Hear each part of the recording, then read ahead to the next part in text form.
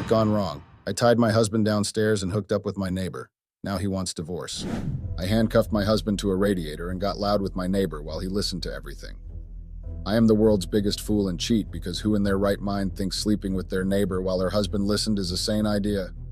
My joke got out of hand and now I am the joker who is being served divorce papers like a common hooker.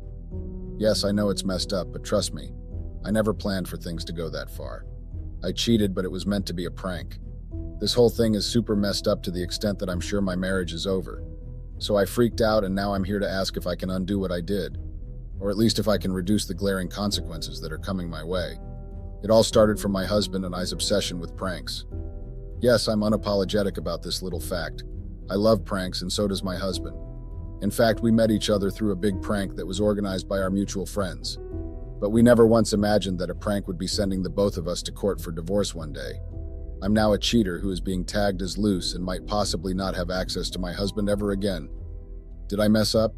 Yes, I did. How did I do it? I'll tell you that now. I can't reveal our real names, so I'll be going by the name Layla while I'll call my husband Desmond. Don't judge me, because this is the best I can come up with. Desmond and I have been married for close to 2 years now, and we dated for 4 years. Throughout our time together, we have played pranks on each other, and we've had fun. Our friends call us the Gen Z couple because we're always active no matter what. So here's the tea if you're confused. Desmond is 31 years old and he's an attorney. Yes, I've always been proud to flaunt just how smart my husband is. He's always been busy all through his life to get to where he is now, and that's why he likes to have fun whenever he gets the chance. As for me, I went to film school and became the next Angelina Jolie, but it didn't work out, so I just did little gigs and plays. But I stopped once I got married. This information is helpful because it just tells you how crazy Desmond and I are. But I think I have gone a little far this time because I have never seen my husband this angry in my entire life. Okay, I handcuffed him to a radiator and made him listen to me and my neighbor sleeping together, but like I said, things got out of hand. I love pranks, like I said, and I've always loved April Fool's Day because it was like the best day to prank people and have a reason for doing so. Desmond and I made it a thing to come up with something crazy every year, and it became our little tradition. This year, Desmond and I have been going through some rocky times in our relationship. That's mostly because Desmond has been extremely busy recently since the firm he works at has been having a lot of cases and controversies they have to clear. That has made Deskine so tired and busy that he can't keep up with my shenanigans anymore. I know what you guys have in mind to say. I'm a housewife, so I shouldn't complain that my husband is just... Well, that is partially true, but this time it was just too much. So I thought it would be great to get Desmond to be crazy about me again by getting intimate with our neighbor. I needed a reaction from him and I wanted him to feel like he was neglecting me. I thought it would be something that would remind him of just how crazy we used to be. I wanted it to be a wild prank and also something that would ease his stress off work. I do not like my neighbor romantically or have any feelings for him. I just thought he would be the best person for the prank because he already voiced out the fact that he liked me once. I brushed it off and even spoke to my husband about it. He got angry and wanted to confront the neighbor, but I let him know that it was nothing serious and there was no reason to be dramatic. But when I suddenly had the idea of pranking Desmond, the best person I could think of was the neighbor. He's a single guy with a lot of time on his hands. Frankly speaking, at first all I wanted to do was just to probably kiss my neighbor. I never actually planned to do anything crazy. For reference sake, I'll be calling my neighbor Collins. So like I said, it was never my intent to have anything serious to do with Collins. But when I got associated with him, things changed. I had to start planning for April Fool's Day like 2 months early. I knew I couldn't just wake up one day and tell a grown man I needed to use him to prank my husband. So I decided to approach Collins and tell him of my plans first. Let me just let you all know that approaching him wasn't easy at all. I mean, this is someone that had told me he had feelings for me, and then I let him know that I wasn't interested. So for me to go back for the sake of the person and ask him to help me prank my husband had to take a lot of guts. I also didn't want him to get any idea that I had secret feelings for him or anything like that. I wanted it to be a platonic prank and I needed him to just casually cooperate with me in the prank. But it later turned out to go in a direction I never expected. When I met Collins, he was confused at first and it was obvious that he didn't really like the idea. I could tell that he was still angry at me for what I did to him at the beginning. But I was kind of desperate, so I just endured his rants. Now I know how desperate I was because why did it have to be him? Please don't judge me, guys.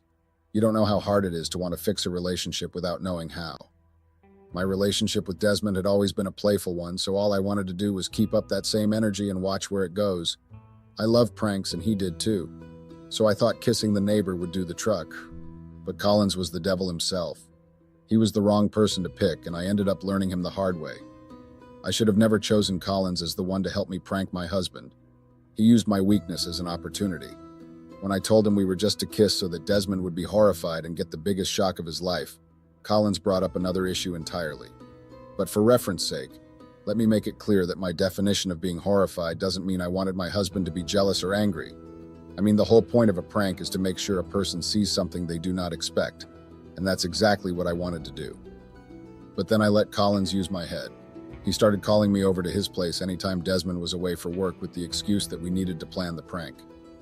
As a jobless housewife, I stupidly listened to him, and I never resisted to go see him whenever he asked. I'm super embarrassed that I even had the audacity to go to meet him. I really took the prank too seriously, and that's where I am now. I shouldn't have let myself loose like that, and I should have tried my best to resist the temptation. It wasn't really tempting at first because when I kept going to see Collins, I didn't really have ill intentions in mind. All I really wanted to do was see him and speak to him casually. I never imagined that he would start putting ideas into my head. First of all, it started with him talking about how kissing wasn't going to be the best thing to get my husband's attention. He started giving me several ideas and made me think that the prank I had in mind wasn't good at all.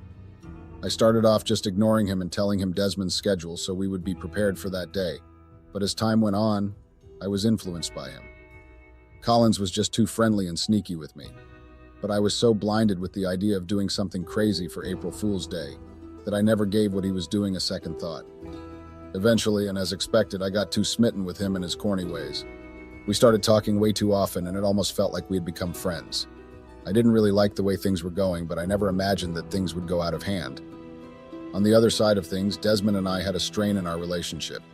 According to him, his firm was losing cases and it was taking a toll on him. That really got to me, and in fact, it became a motivation for me to keep up with my plan of pranking him. I just imagined that doing something crazy and worth remembering would take his kind of work for some time and give him a reason to relax and get back to his old self. The more stressed he was at work, the more motivated I got to make our little April Fool's Day tradition a day to remember. Desmond was always busy staring at his phone and trying to crack down different cases, so I got more worried. I know I might get judged for not being able to help him out, but it's not my fault that we have two different majors. I panicked because I didn't know what to do, and it felt like my marriage was suffering as a result of everything that was going on. So obviously I decided to react in the best way I could, and the best way for me was to do something to take his kind of things. So Collins and I met up more often, and things started getting out of hand. Collins became like a bug that was always ready to disturb me. G kept on looking for more ways to get my attention even when I wasn't ready to have anything to do with him. The worst part was that he never hesitated to come to the house even while he was aware that Desmond might be home.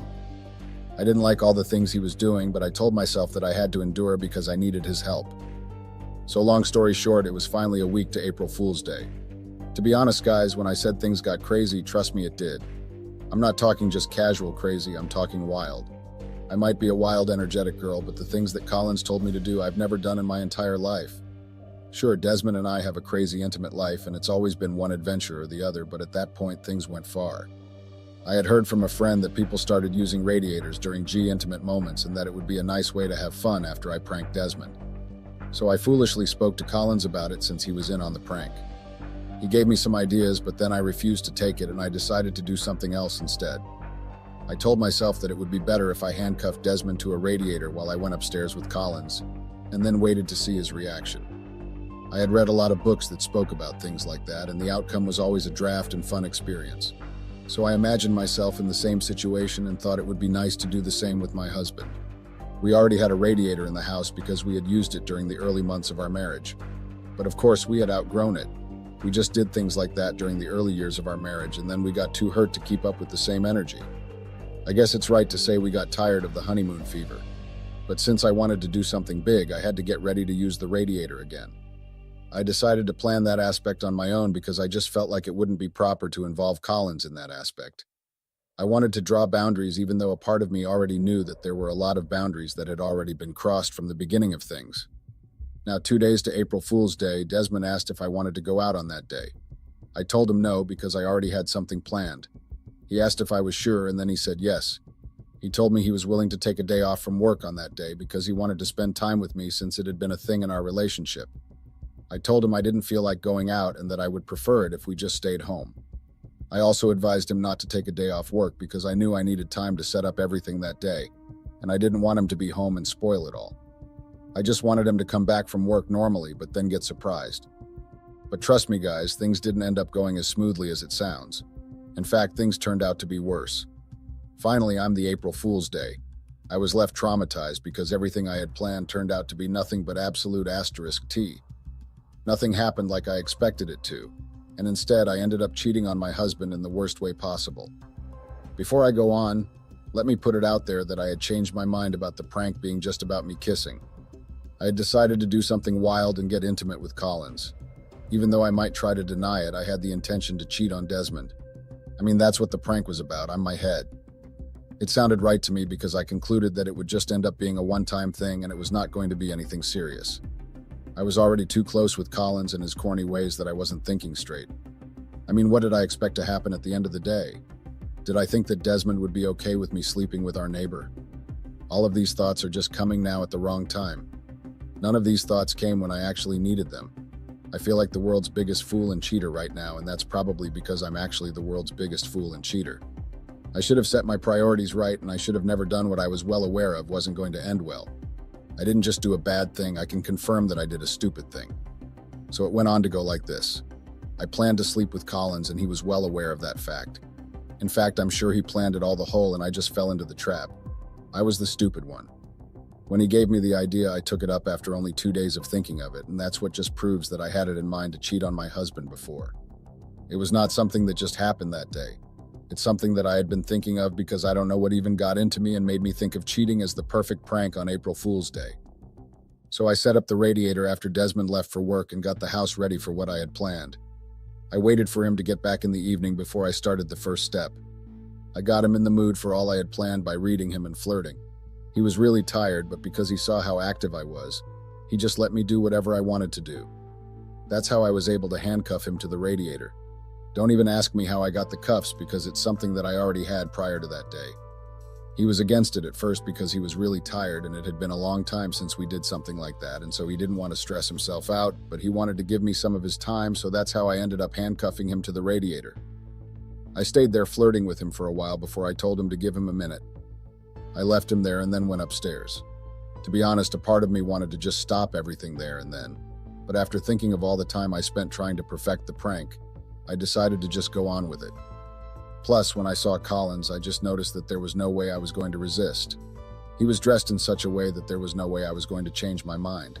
That's how I did the bad thing, guys.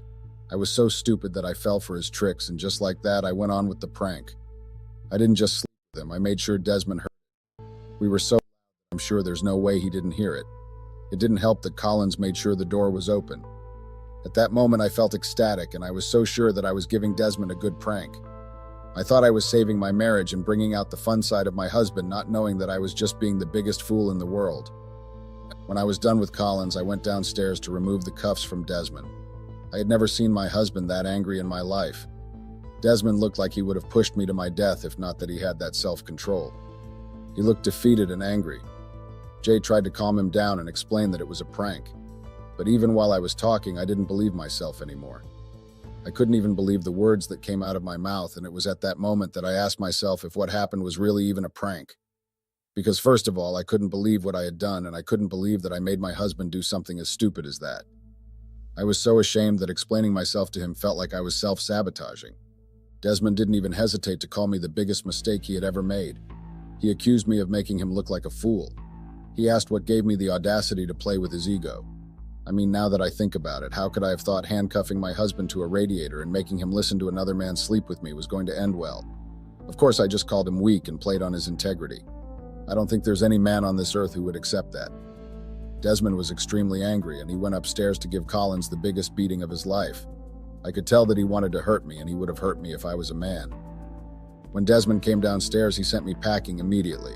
He told me he was deeply disappointed in me and accused me of not being there for him when he was stressed with work.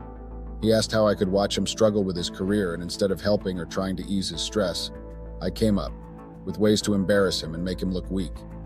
His words really hurt me because I could see how disappointed he was, and I could clearly see that he regretted everything being with me. I tried to make him understand that it was just a joke that went too far, but he threw me out of the house regardless.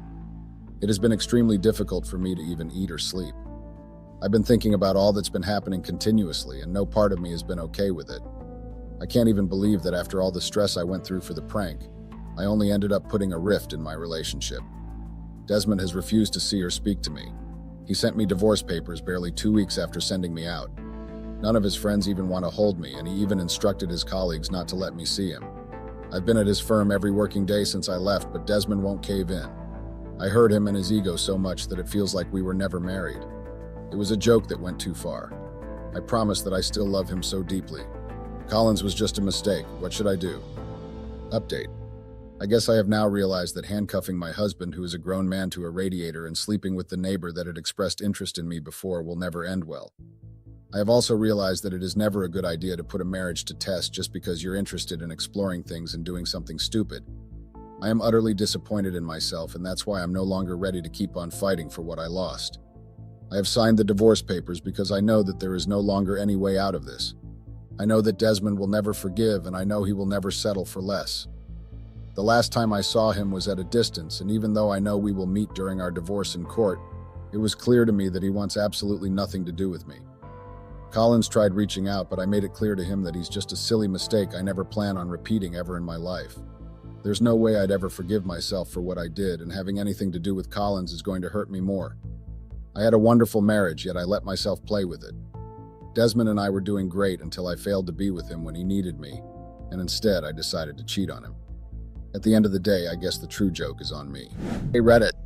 Honestly, I never thought I'd actually be posting here, but I guess life has a way of throwing crossbows at you. This is actually my first time posting on this app, so I will be using a throwaway account because I do not want this associated with my main account, as I do not post personal stuff on there. My name is Allison, but you can call me Allie. I am a 30-year-old woman. My husband's name is Eric, and he is 29. We've been married for about 4 years, and we have a kid together who is 3 years old. We've been dating since high school and are high school sweethearts. Things were pretty amazing for us for a while. My husband used to have a good job that pays very well. I'm a bit of a stay-at-home mom and a content creator, small business owner.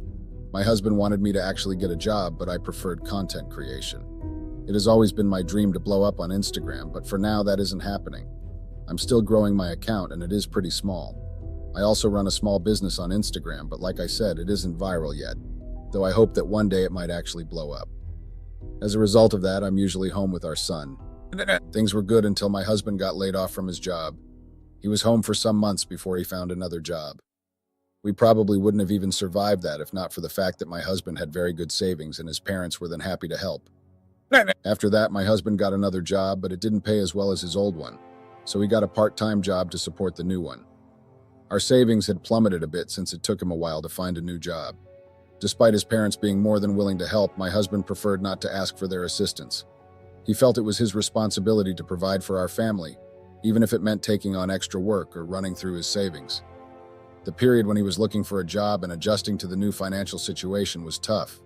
We had to cut back on some expenses and be more frugal with our spending, but we managed to get through it by supporting each other and making sacrifices where needed. Since my husband was now working 2 jobs, he was extremely busy. Between working 2 jobs and then having to find time to spend with our son, Eric's schedule was packed. He loved our son and adored him. They were way closer to each other than they were to me. My husband wanted to always spend every free moment with our son, playing, teaching, and just being together. That meant there was barely any time for us as a couple. Our conversations were brief, and they usually revolved around schedules and household responsibilities.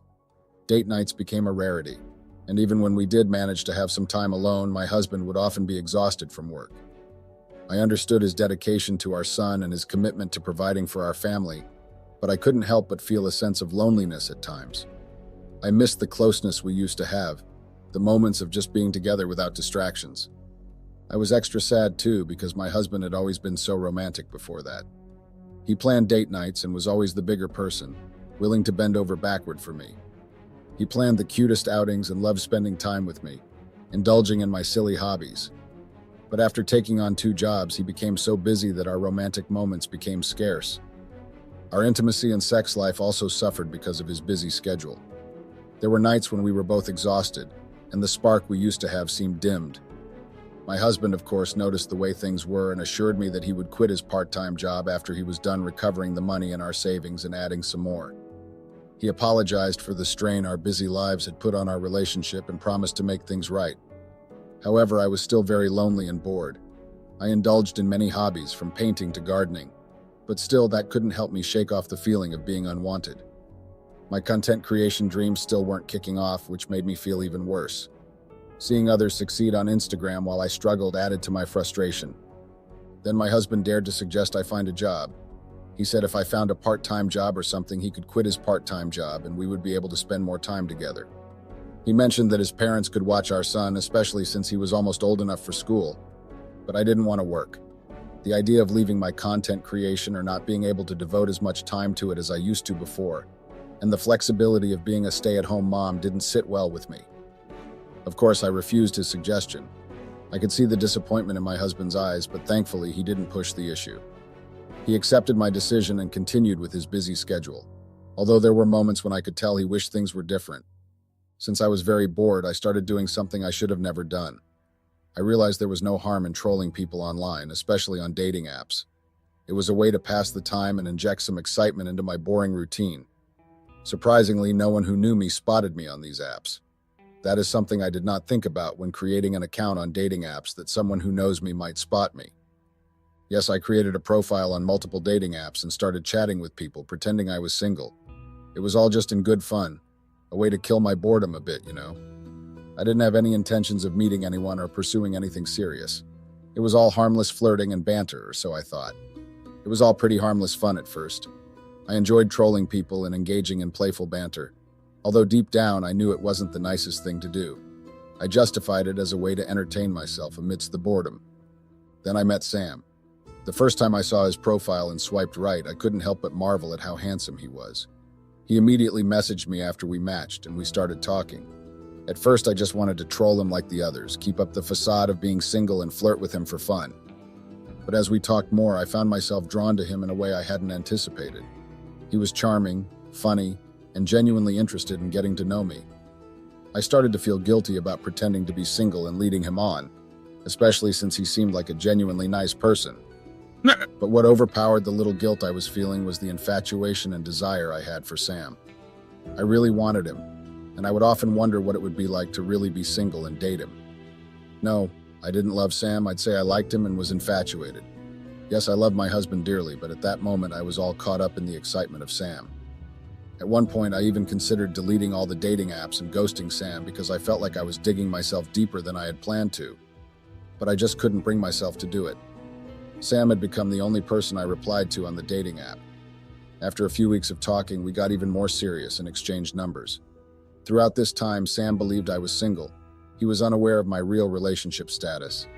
I had initially planned to just troll people on dating apps for fun, but now here I was, infatuated with a guy named Sam. He was younger too, in his early 20s, which made things even more interesting. Soon we became really tight friends, although Sam wanted more than just friendship. He would drop hints and flirt, and I, caught up in my infatuation, kept leading him on. I didn't realize the consequences of my actions. It was like a game that I couldn't stop playing, even though I knew it wasn't right. I was no longer bored, even when my son wasn't home to keep me company. I would chat with Sam from morning till night. I would eagerly waiting for his messages and finding excuses to extend our conversations. In fact, my husband started to notice the amount of time I spent on my phone, chatting and smiling to myself. He asked about it, but I just brushed off his questions and assured him that it was nothing serious. I didn't want to say or disclose anything about my relationship with Sam. Also, I didn't know if my husband would think of it as cheating. I was just trolling, but didn't it qualify as cheating? Throughout all this, Sam kept asking to meet up and hang out. At first, I used mild excuses to dodge his invitations. I would say I had a busy schedule and other commitments. But living in the same city, I could only dodge for so long before he started insisting on meeting in person. After a while of chatting, flirting, and dodging, Sam finally asked me why I didn't want to meet him in person. He couldn't understand why it was so hard to clear one day from my schedule, especially since we basically lived in the same city. His question made me feel pressured and conflicted. I didn't want to lose him because, like I said, I was infatuated with him. So, against my better judgment, I finally agreed to meet up with him. We set up a time and date to meet, and initially I was excited at the prospect of finally seeing Sam face to face. However, as the meeting day approached, I started feeling anxious and unsure about my decision. Meeting Sam in person felt like crossing a line, and it made me feel very guilty and uneasy. That decision turned out to be a mistake, and it changed everything for me. The meeting day finally came, and I met up with Sam. He was even more handsome in person, and we immediately clicked. It was like we had known each other for a very long time. Despite the initial awkwardness, Sam's charm quickly broke the ice, and soon we were chatting like old friends. We talked about a lot of things, and for a moment I felt like I was single again, which I knew was wrong. But with Sam, I just felt happy and carefree. After that date, Sam and I continued talking, and he expressed his desire for something serious. He suggested that we didn't have to rush into anything, that we could go on a few more dates to evaluate and gauge each other before jumping into a relationship. I knew that was the moment I should have cut it off, but I didn't. I was caught up in the excitement of it all. It felt like I was living in some kind of movie. To be honest, I had no intention of ever telling my husband about my affair with Sam. It was a secret I planned to keep buried because I believed that he would never find out. After that, Sam and I started hanging out a lot more. I was no longer bored at home. We would go out to the movies, to restaurants, to the mall, just about anywhere that sounded fun. We even went to an escape room one time, which was a very fun experience. It was like I was younger and carefree again. At that point, although we flirted and shared a few kisses, we hadn't gone all the way. We were enjoying each other's company and the excitement of our secret relationship without crossing that line yet. Of course, my husband noticed that I was leaving the house a lot more. We had shared our locations with each other not out of distrust, but more for convenience and safety. And even though he wasn't the type to regularly check someone's location, he became curious because of the sudden change in my routine. Thankfully, I had a simple explanation ready for him. I just told him that since I was always bored at home, I was now taking myself out more and spending more time with myself. Surprisingly, my husband was glad about that, and he even loved the fact that I was now happier and more outgoing, and he even encouraged me to continue doing what made me feel good. After a few weeks of dating, I was fully in at this point and over my head with Sam. We started hanging out more at his house, and during all this time, Sam still believed I was single. He thought that the reason he didn't know much about me was because I was shy and always busy with my job. Little did he know that I had lied to him about having a job so I could use it as an excuse whenever I couldn't go out or visit him. A way to keep my double life hidden. As our relationship progressed, we eventually became intimate and started having sex. It was amazing, and it reminded me of how much I had been missing out on. A few days later, Sam asked me out. He said he didn't just want to be friends with benefits, but he wanted a serious relationship, hence why he was asking me to be his girlfriend. Looking back, I must admit I was pretty foolish. I knew deep down that this facade couldn't last forever, that eventually the truth would come out. But in that moment, I chose to ignore the consequences and agreed to be his girlfriend. Sam and I officially started dating, and for a while everything seemed perfect. But deep down, I knew that the lie I was living would catch up with me one day. Like I said, for a while I managed to keep my double life properly balanced, even though it was quite challenging. My husband began noticing the growing distance between us and how I was drifting apart more from him. Despite his efforts to save and recover our finances, he couldn't ignore the emotional distance that had crept into our relationship. He started dropping hints about quitting his part-time job after a few months, especially since he had become so distant. He was confused about the change and wondered why, but he attributed it to his busy schedule and felt guilty, blaming himself for the strain on our relationship. On the other side, after a while, Sam started getting a bit suspicious. I avoided telling him anything about my family or introducing him to any of them, using the excuse that it was too early for such introductions. He suggested that I could at least share some details about them, but I refused. Meanwhile, he had shared information about his family, and I had even met his sister. He didn't know where I lived, and that bothered him too. When he asked me to tell him where I lived, I refused and cited privacy concerns. At one point, Sam even suggested that we move in together, but I quickly shut down that idea with the excuse that it was too soon for such a big step. Well, weeks passed, and his suspicions grew because of my strange behavior, and I can't blame him for being suspicious given how I was acting about my family and personal details. I also never spent the night with Sam, something he really wanted me to do, but I would always lie and give excuses to avoid it. It was all just a tangled web of lies, and after a while, I think he became even more suspicious. One day, Sam asked me to come over, and I told him I couldn't. That was because my husband was home that day. However, I promised to come over the next day, thinking he wanted to discuss our relationship or something similar. Little did I know he was going to confront me. Earlier in our relationship, Sam had asked me about my social media so we could follow each other and be mutual. I lied and said I didn't really use social media, even hiding the apps when I was with him. I didn't want him to find out I was married. However, somehow he discovered the truth, whether through someone sending him information or by searching online. When I went to see Sam the next day, he was furious. He threatened to tell my husband, but I wasn't too worried since my husband didn't use social media, and Sam didn't know where I lived. Sam blamed me for lying and leading him on for months. He was angry and heartbroken, and I couldn't bear to be with him, so I left.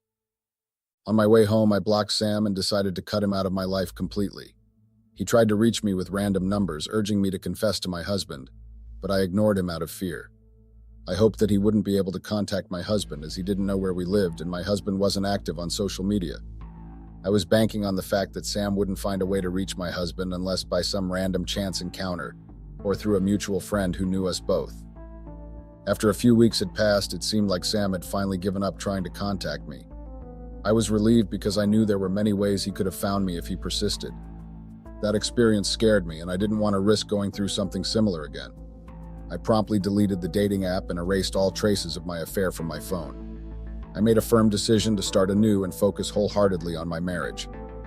About a month after these events, something unexpected happened. My husband received a fantastic job offer that paid way more than his 2 jobs combined. Excited about this opportunity, he gave his 2 weeks' notice for both jobs and smoothly transitioned to his new position. With his improved job situation, our financial worries eased, and my husband could spend more time with me. Our relationship began to recover, and it felt like I had gotten away with what I had done. My husband and I began spending more time together, and I thought it was a positive sign for our relationship. I couldn't believe there was a time when I had cheated on him, and I felt immensely guilty about it, but I couldn't bring myself to admit it. I knew that cheating was a deal breaker for my husband, and if he found out, he would never forgive me. Then the day karma decided to catch up with me finally arrived. We went to a restaurant to order food, a place we used to enjoy together. My husband suggested getting takeout, but I insisted on dining in because I wanted to relive those moments. As we sat chatting and waiting for our food, I noticed Sam, my former affair partner, walk into the restaurant. As soon as I spotted Sam walking into the restaurant, panic surged through me. I hoped desperately that he wouldn't notice me, but deep down, I knew the odds of that were slim. In a moment of panic and haste, I made a decision that I would come to regret. I quickly reached for my phone and dialed the restaurant's security. When the security personnel answered, I told them urgently that they needed to kick Sam out because he was a thief. The security guard was understandably surprised and asked me why I would accuse someone of such a serious offense without any evidence. Fueled by fear, I told him that I knew Sam from before and that he had a history of theft. My husband, who was taken aback by my sudden accusation, asked me if I knew Sam, but I remained silent as I didn't want to divulge any more information. I continued to insist to the security guard that I had witnessed Sam steal something from someone in a restaurant. The security guard was clearly taken aback by my sudden and baseless accusation against Sam. He informed me that Sam was a regular patron at the restaurant, and they had never encountered any issues involving him. While my excuse was weak and I could sense the security guard's skepticism, he still had to follow protocol and at least ask Sam a few questions or investigate the matter further. I didn't want to go with the security guard to meet Sam, but my husband insisted that we had to. He found it odd and troubling that I would accuse someone without valid reasons and kept pressing me to explain where I knew Sam from and what restaurant I had seen him stealing. His suspicions were growing, and I realized I had dug a deep hole for myself with my reckless actions. Reluctantly, I followed behind the security guard as he approached Sam. My husband stood beside me, clearly annoyed by the situation. The security guard interrogated Sam half-heartedly, and it was evident that he didn't believe there was any truth to my accusation. My husband's annoyance grew as I struggled to provide a coherent explanation for my actions. I couldn't fabricate a good, easy lie. It was like I was tongue-tied. I couldn't even come up with a name for the restaurant when my husband kept asking me what restaurant I saw Sam in. After a few minutes of fruitless interrogation, the security guard concluded that Sam was not a thief and returned to inform me. He expressed his displeasure at the false alarm and cautioned me against making baseless accusations in the future. The security guard also said that since Sam hadn't stolen from the store, I had no evidence on him and they couldn't just kick him out. With a hint of annoyance, he walked away, leaving me feeling embarrassed and regretful. By this time, Sam had noticed our presence and realized that I was the one who had accused him of theft. As Sam walked towards us, I felt a surge of panic and desperation. This was certainly not one of my finest moments, and I wanted nothing more than to escape the situation. However, my husband, who was now visibly angry and suspicious, took the initiative to meet Sam halfway and offer a sincere apology. I was frozen. I just watched the scene unfold because I knew that the inevitable confrontation was about to happen. My husband apologized to Sam, who graciously accepted the apology. Then, to my horror, Sam asked my husband if I had disclosed our history to him. I could see the shock and confusion registering on my husband's face, and I desperately tried to intervene, urging him not to listen to Sam and that Sam was mentally unstable because deep down, I knew that Sam was about to reveal everything. Sam didn't hold back. He narrated the entire story of how we met on a dating app, our dates, our relationship, and everything in between. My husband and I were left speechless, with my husband more visibly shaken than I was. Sam even went a step further and showed my husband evidence on his phone, pictures, videos, and messages that were undeniable and proved our affair. I started feeling the weight of guilt and shame when I saw my husband's expression. He looked at me with such a mixture of disbelief and hurt I could barely keep eye contact. My gig was up. Finally, after what felt like an eternity of silence, my husband spoke up. He didn't accuse me or throw insults. Instead, he calmly asked Sam to send him all the evidence he had. I stood there feeling like a complete failure as Sam quickly forwarded everything to my husband's phone. My husband thanked Sam and apologized once again, and Sam, I guess now that he had found closure, accepted the apology and walked away. After Sam walked off, reality hit me like a truck. I started apologizing like crazy, feeling everyone's eyes on me and not wanting any more attention. I begged my husband softly, but he wouldn't even look at me. He took care of the bill and left abruptly, leaving me in shock. I followed him outside, hoping to talk things out, but he was furious. He told me to step away from his car or he'd shove me aside. It was clear he didn't want me near him. I stood there watching him drive off, feeling completely alone and devastated. After the whole thing, I angrily texted Sam and threw a few choice words his way. Reality had hit hard. I hailed an Uber and headed home, only to find my stuff being tossed outside like garbage. It was a harsh wake-up call. I paid the driver and rushed inside to face my husband, and things quickly spiraled into a heated argument. I begged and pleaded, promising change, but he wasn't having it. His anger was justified. Our kid wasn't home, thank goodness. My mother-in-law had taken him away earlier. That spared him from the drama but left me facing the full force of my husband's fury alone. After the whole thing, I angrily texted Sam and threw a few choice words his way. Reality hit me hard. I hailed an Uber and headed home only to find my stuff being tossed outside like garbage. It was a harsh wake-up call. I paid the driver and rushed inside to face my husband, and things quickly spiraled into a heated argument. He was furious, saying he didn't want me around after cheating on him. He felt like everything we worked for was shattered. I tried to explain that I'd changed, but he wasn't buying it. I begged and pleaded, promising change, but he wasn't having it. His anger was justified. Our kid wasn't home, thank goodness. My mother-in-law had taken him away earlier. That spared him from the drama but left me facing the full force of my husband's fury alone. I kept on begging. I said he could take my phone, lock me in the house, and do whatever he wanted, but he refused. He said that nothing could stop a cheater from cheating, and they always find a way. He said I wasn't a child and that he wasn't going to police me. He told me to leave before our child returned. It was a gut-wrenching moment. I packed up, called another Uber, and ended up in a hotel room feeling lost and sorry for myself. I kept thinking about how things had escalated so quickly. I felt like a complete mess. I kept thinking about how unfair it was that one mistake could cost me everything. I'm frustrated that my husband can't forgive me. It's tough to swallow that one mistake could cost me so much. I'm desperate to fix things, but my husband's not budging. It's frustrating because I've realized my wrongs, but I can't turn back time. I'm stuck in this limbo of regret and hope. I wonder if there's any way to make things right. I'm sorry if this is a bit too long or if it is written all over the place. I'm still quite sad and shocked by what has happened. I would really appreciate any help advice I would get on here on how to win my husband back. Thank you, Reddit. Update. Hey Reddit, it's me again. Wow, I never expected such a backlash when I posted this. The comments were brutal, to say the least. I know I messed up, but I was hoping for some helpful advice, not a torrent of insults. It's been a week since then, and I've been hesitant to update because of how harsh it got. Logging into Reddit feels like walking into a storm. As for updates, things have taken a turn for the worse. My husband isn't budging on forgiveness or even considering therapy. He's made it clear that divorce is on the table, and he's already taken steps like clearing out our joint account. I have no money without my husband, so I am basically broke right now. I've begged and cried and pleased, but he won't budge. I've told him I'll do anything, but he doesn't want to listen to me. I'm feeling the financial strain now. I reached out to family and friends for help, but it's like hitting a wall of excuses. Their houses are either too full or have no space for me. They all blame me and say I shouldn't have cheated. Nobody wants to take me in. I've cried my eyes out. Things are so bad for me. Sam wouldn't even reply, and he was my last resort. I'm stuck in this hotel feeling broke and alone and also jobless. It's a tough spot to be in, especially with Reddit trolls adding salt to the wound. Update. Hey Reddit, it's been about a month since I last posted, and the response has been even harsher. It's gotten to the point where I've become somewhat desensitized to the insensitivity of some messages and emails. Let me clarify a few things that seem to be common questions or comments. Firstly, I can't disclose the specific state I live in for privacy reasons, but yes, we're in the US. In our state, there's a requirement to live separately for a year before finalizing a divorce. However, due to the infidelity aspect, there might be a faster process, possibly around 2 months, but I'm not entirely sure about the details. My focus right now isn't so much on the divorce process as it is on hoping for forgiveness from my husband. I've been actively searching for a job as well. Despite the interest in my personal life and the divorce topic, nobody cares about me personally. I'm also trying to sustain myself financially.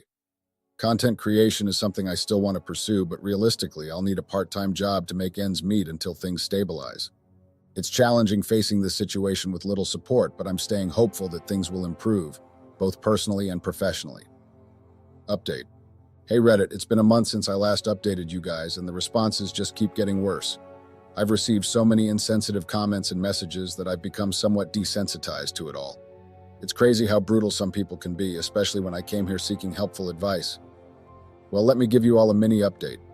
I woke up feeling really down today. I'm still on the hunt for a job, but I'm trying to stay hopeful that something will come along soon. On top of that, I haven't heard a peep from my family ever since I called them last. It's like they've completely ghosted me. No calls, no texts. It's as if I don't exist to them anymore. Honestly, I'm starting to feel like they don't care about me at all. The silence is deafening, and it's taking a toll on my emotional well-being. I'm just so tired, physically and emotionally drained from everything. And yes, the divorce process is moving along swiftly. We're currently going through all the legal proceedings, and it's been a roller coaster of emotions. But you know what, Reddit? Once this whole divorce mess is behind me, I'll be sure to update you all again. And after that, I'll take a break from Reddit like some of you seem to want. Until then, thanks for reading, and I'll catch you on the flip side. Update. Hey everyone, it's been a while since I last shared an update. I think it's been about 2 weeks or so, but honestly, I haven't really been keeping track of time amidst everything going on. Anyway, I've got some news to share. I have a job interview coming up, so wish me luck. As for the divorce proceedings, they're still ongoing, and honestly, it's a bit of a sensitive topic for me right now, so I'd rather not go into that at the moment. One thing many of you have been asking about is my son.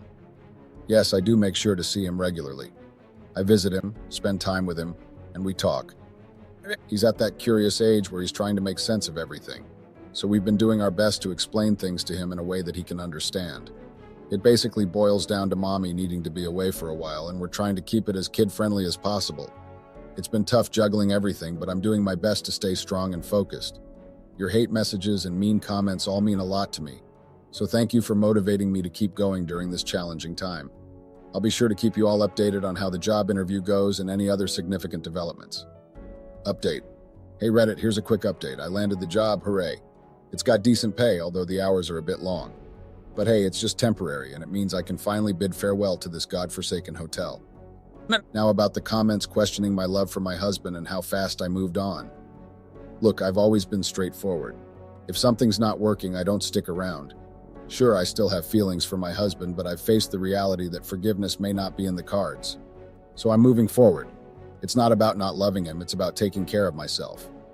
Anyway, that's the latest scoop. I'll keep you posted as things unfold. Update. Hey Reddit, it's been quite a while, hasn't it? I've been offline for over 5 months, and it feels strange to be back. I checked my messages and was overwhelmed by the number of DMs and messages asking for an update. So here it goes. Firstly, the divorce proceedings are over. As I mentioned before, in my state, getting a divorce typically requires a year of separation, but due to the infidelity claim, my ex-partner and I managed to wrap things up in about 2 months. It was a relatively straightforward process since there wasn't much to split. He had the bulk of the assets and income, so he retained most of it, including the house. I know many of you were expecting a similar outcome and you warned me about it. I was aware that in cases of infidelity, custody often goes to the other parent. It was painful for me, and I won't deny that I had my moments of crying in private. However, I believe my son will have a better life with his father, and I'll still have regular visitation rights, mainly on weekends. This might be my final update here. I'm considering deleting my account and focusing on self-improvement. I want to thank everyone for their support and the few positive comments I received. Your encouragement meant a lot during this challenging time.